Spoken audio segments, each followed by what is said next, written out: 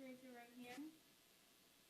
Do you solemnly swear or affirm that the testimony you're about to enter into this case is the truth, the whole truth, and nothing but the truth, so help you God? Yes. All right, go ahead and put your hand down. Go ahead and state your full name for me. Spell your first and last name for the record.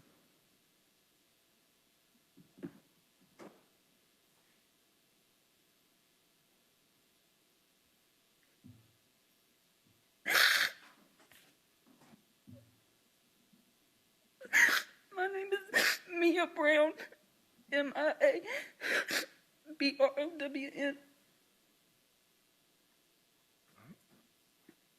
Williams, you may inquire. Yes, Your Honor.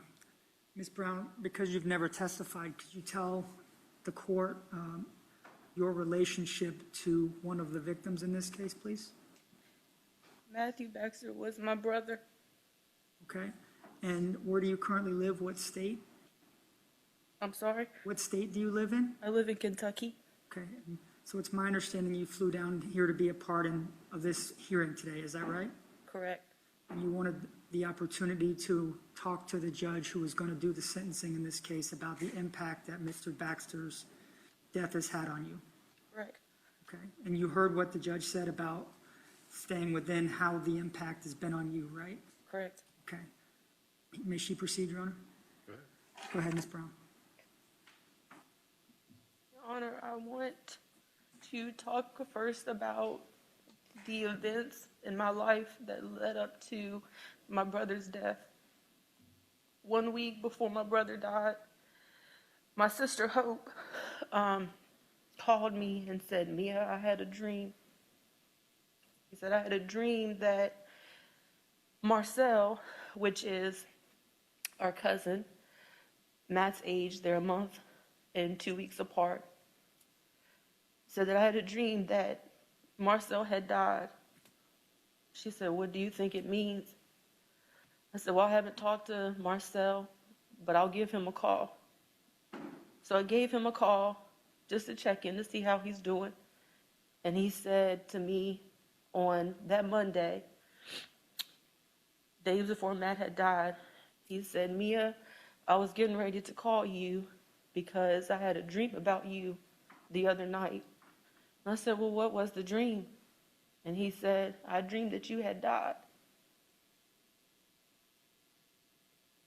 And he said, "I was so sad and I just cried over your casket." And I said, "Well, buddy, Marcel, I'm okay, you know." That Monday night at 12:30, I woke up in tears. And every night at 12:30, I was waking up just crying. And I called our grandfather and I said, "I've been so emotional these last several days, and I don't know why I'm waking up at 12:30. I thought it was just the stresses that I had in my life." Then on Friday night, I get a call at 12:30 from my sister Hope. And she says, "Mia, do you remember the dreams that Marcel died?" She said it wasn't Marcel, but it was Matt. And in that moment, I felt the life just leave me.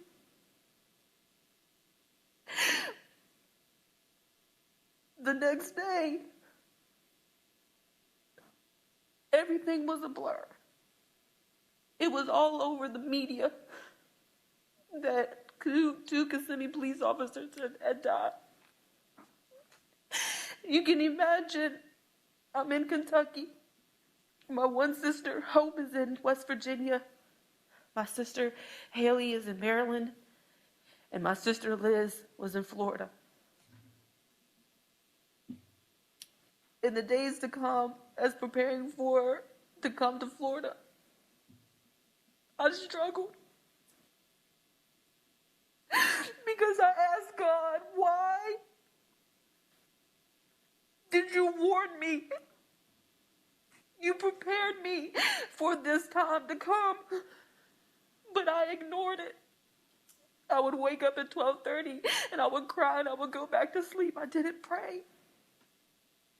And in that moment, there was guilt on me Because I felt that if I would have just gotten up and prayed, maybe I could have prayed this situation away.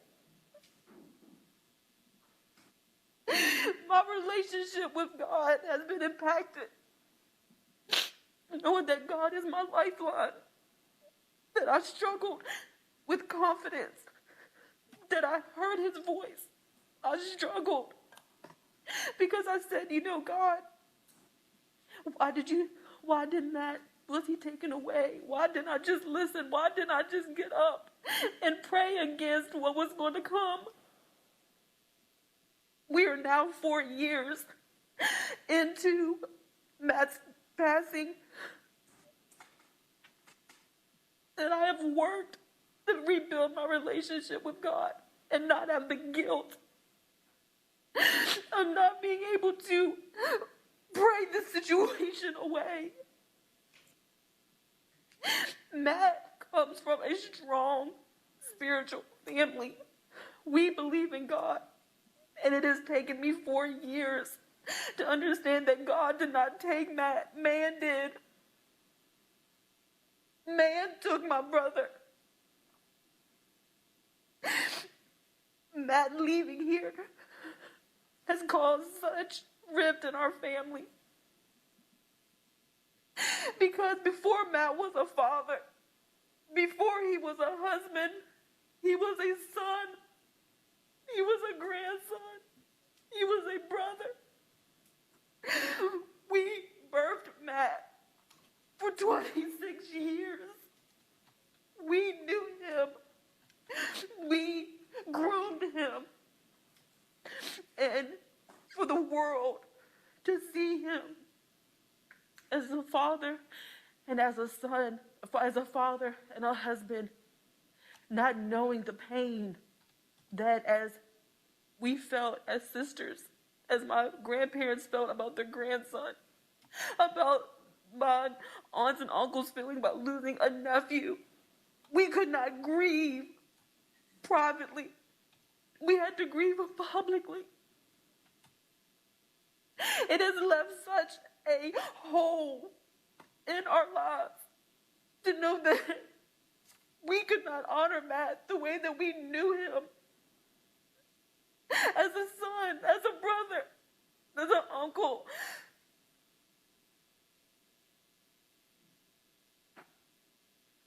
I thought about the words to say today, because after 4 years, this is my first time speaking. And I wanted you to know and hear it from me that I could have gone to God and asked for grace and asked for mercy. But instead, I asked God for justice. And the reason why I ask God for justice is because Jesus speaks over 500 times in the New Testament about the word justice.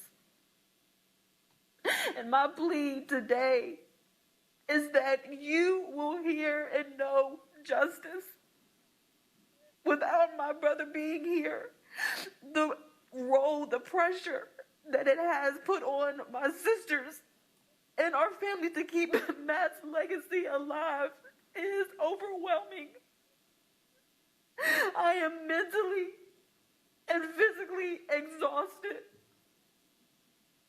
from no sleep, from the depression, from the anxiety, from the trauma of losing my brother to murder.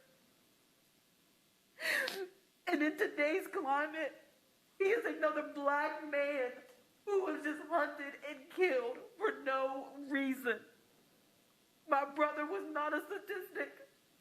He overcame the challenges of his childhood. He got an education. He became a homeowner. He was excelling in life. But that was taken away from him. He will never be able to see my children. When I have children grow up, he will never be able to walk me down the aisle. He will never be able to see my life's accomplishments. He will never be able to come back. He is forever gone.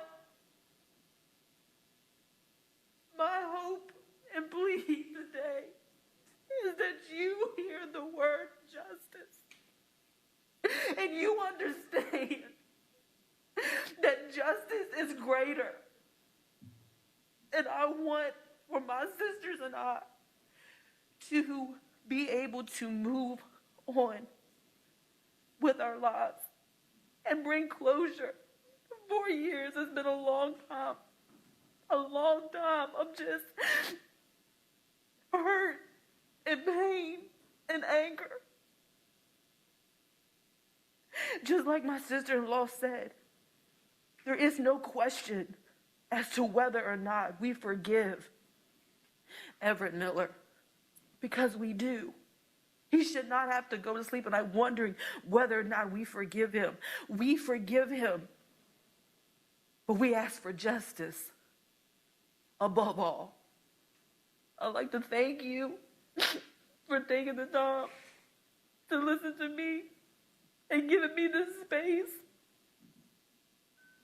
to stand before you on behalf of my sisters and myself and my family at home.